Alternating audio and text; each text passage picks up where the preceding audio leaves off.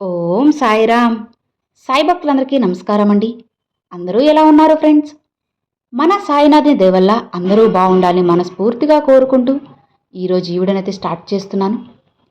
ఇక ఈరోజు వీడియోలో బాబాగారు ఏం చెప్తున్నారు అంటే, నా ప్రియమైన బిడ్డవు కదా తల్లి నువ్వు, అందుకే నీకోసంగా నీ మనసు పులకించేలా ఒక గొప్ప చక్కటి శుభవార్తను నీకోసంగా తీసుకొచ్చాను. నీ సాయి మీద నీకు ఏమాత్రం నమ్మకం ఉన్నా, ఏమాత్రం గౌరవం ఉన్నా సరే ఖచ్చితంగా ఇది నువ్వు వినాలి, వినే తీరాలి. అలక్ష్యం చేయకుండా వెంటనే ఇది విను అని బాబాగారితో చెప్తున్నారండి. మరి బాబాగారు మనకి ఏం చెప్పబోతున్నారో, ఎలాంటి సందేశాన్ని అందించబోతున్నారో ఇలా స్వయంగా ప్రతిదీ కూడా మన సాయి తండ్రి మాటల్లోనే విందామా? చూడు తల్లి, నువ్వు కోరిన ఒక చక్కటి శుభవార్తను, నువ్వు ఆశపడుతున్న ఒక మంచి జీవితాన్ని నేను నీకు అందించబోతున్నాను. నీ తండ్రిగా ఒక మంచి అదృష్టకరమైన వార్తను నీ దగ్గరికి తీసుకురాబోతున్నాను. అలానే నీకు ఒక అద్భుతమైన మాట చెప్పడానికే నీ బాబాని వచ్చాను తల్లి. కాస్త నీ బాబా ఏం చెబుతున్నారో విని నా ఈ మాటలను మనసున పెట్టుకు.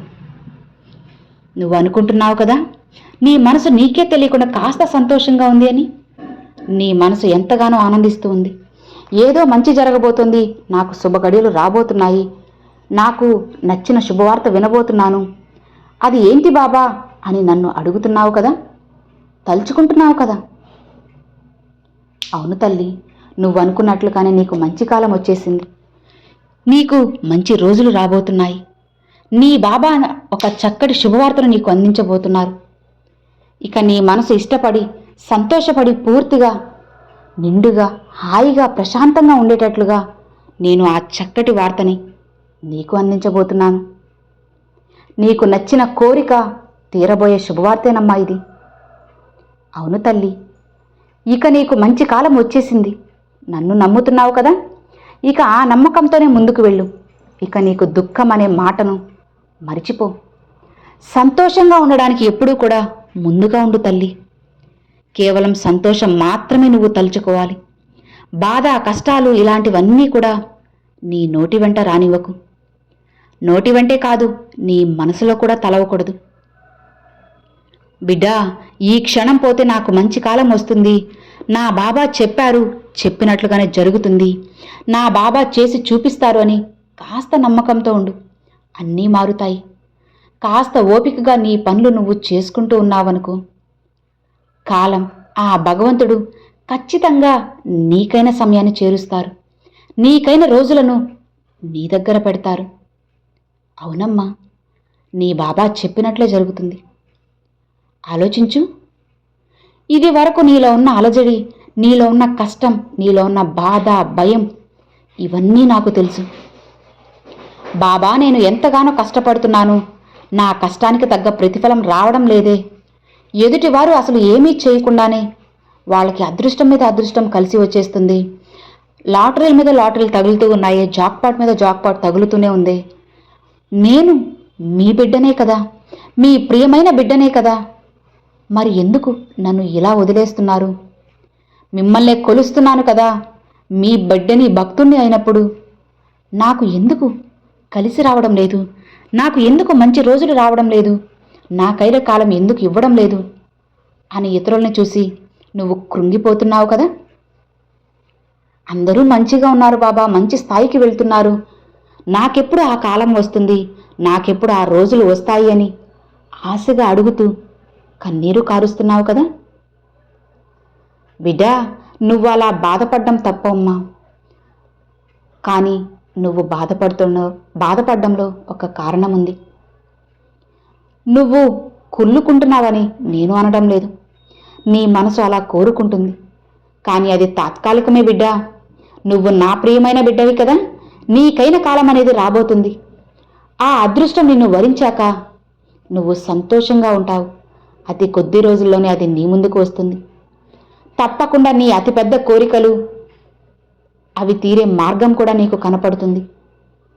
ఇక అప్పుడు నీకు కష్టమనే మాట లేకుండా మనసు సంతోషంగా హాయిగా ఉంటుంది. చూడమ్మా, నువ్వు ఏమాత్రం కూడా ఇతరులతో పోల్చుకోవడం, వాదన పెట్టుకోవడం ఏవీ చేయకు, అన్నీ మానేసే. ఒక్క విషయం చెప్పనా బిడ్డ, నీకు అర్థమయ్యేలాగా నువ్వు ఇప్పటికిప్పుడే నీ మనసుకి ఒక తెలివి దొరికేలా ఒక మాట చెబుతాను, కాస్త శ్రద్ధగా విను. ఒక వ్యక్తికి 20 సంవత్సరాలకి చదువు పూర్తయింది. వెంటనే తను ఇంకో సంవత్సరంలో మంచి ఉద్యోగం రాబోతుంది. ఆ ఉద్యోగానికి తగ్గ జీతం అనేది ఆ వ్యక్తికి చిన్న మొత్తంగానే ఉంటుంది. కానీ ఉన్నంతలోనే ఇంకొక వ్యక్తికి ఇంకొంచెం పెద్ద వయసులో అయినా సరే ఉద్యోగం రాలేదు. కానీ 26వ సంవత్సరంలో ఆ వ్యక్తికి మంచి ఎక్కువగా జీతం వచ్చేలా ఉంటుంది. అంటే బిడ్డ, ఇక్కడ వయసుకి జీతానికి ఏమాత్రం కూడా సంబంధం అనేదే లేదమ్మా.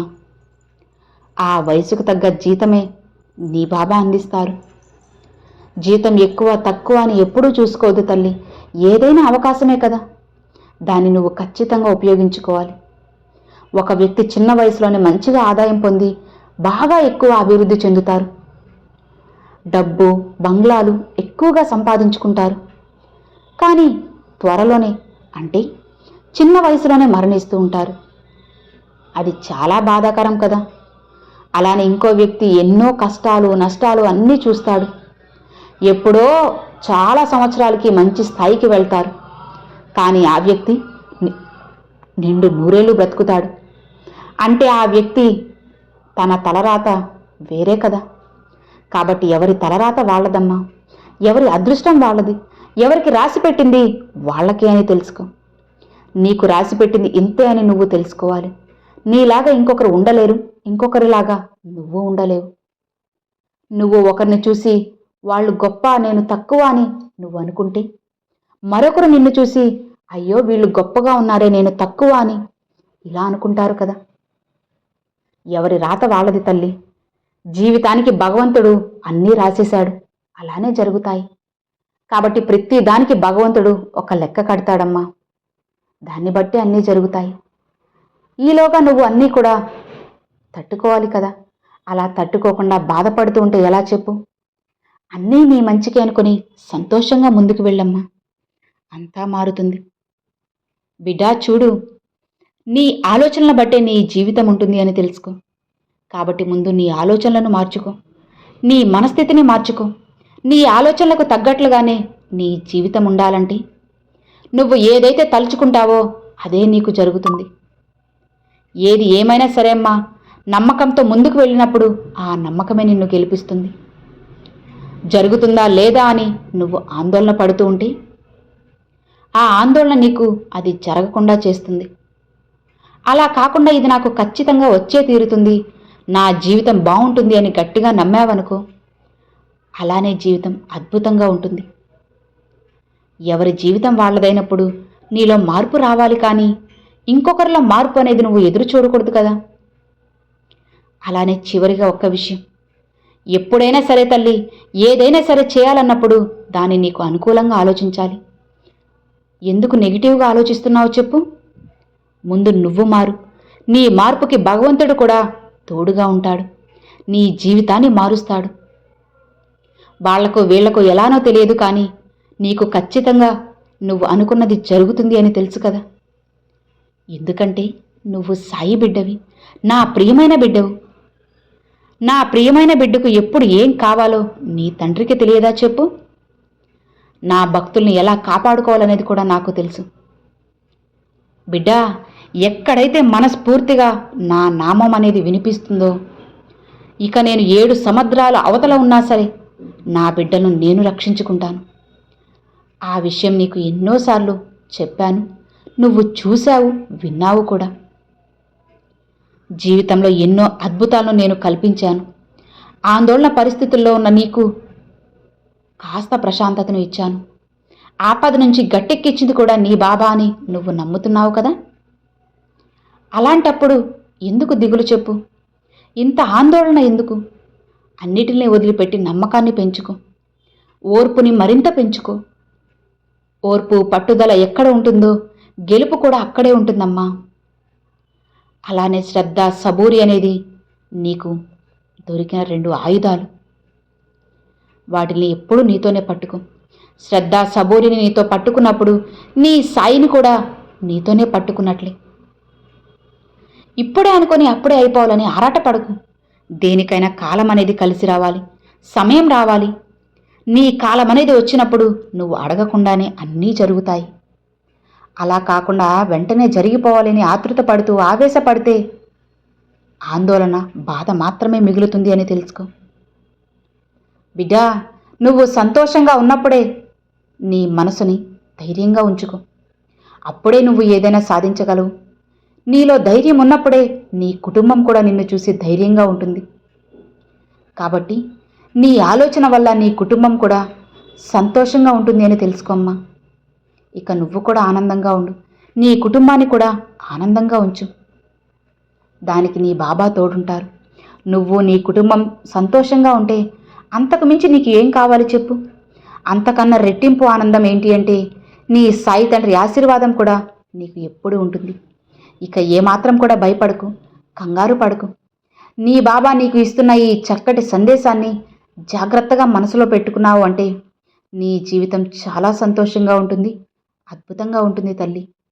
ఇక నువ్వు ఏమాత్రం కూడా భయపడాల్సిన అవసరం లేదు, బాధపడాల్సిన అవసరం అంతకన్నా లేదు. ధైర్యంగా హాయిగా ఉండు తల్లి. నీ జీవితాన్ని చక్కగా తీర్చిదిద్ది నీ జీవితాన్ని సంతోషంగా మార్చే బాధ్యత నాది. నువ్వు కోరుకుంటున్న గొప్ప గొప్ప శుభవార్తలన్నీ కూడా నీకు అందిస్తాను. ఇక హాయిగా ప్రశాంతంగా ఉండు అని బాబాగారైతే చెప్తున్నారండి. సో విన్నారు కదండి, ఈరోజు బాబాగారు పంపించిన ఈ మంచి సందేశం మీ అందరికి నచ్చింది అని అనుకుంటున్నాను. నచ్చితే ఒక చిన్న లైక్ చేయండి, మరికొంతమంది సాయి భక్తులకు షేర్ చేయండి. ఫస్ట్గా మన ఛానల్ చూసారు, సబ్స్క్రైబ్ చేసి సపోర్ట్ చేయండి friends. Thanks for watching. Om Sairam.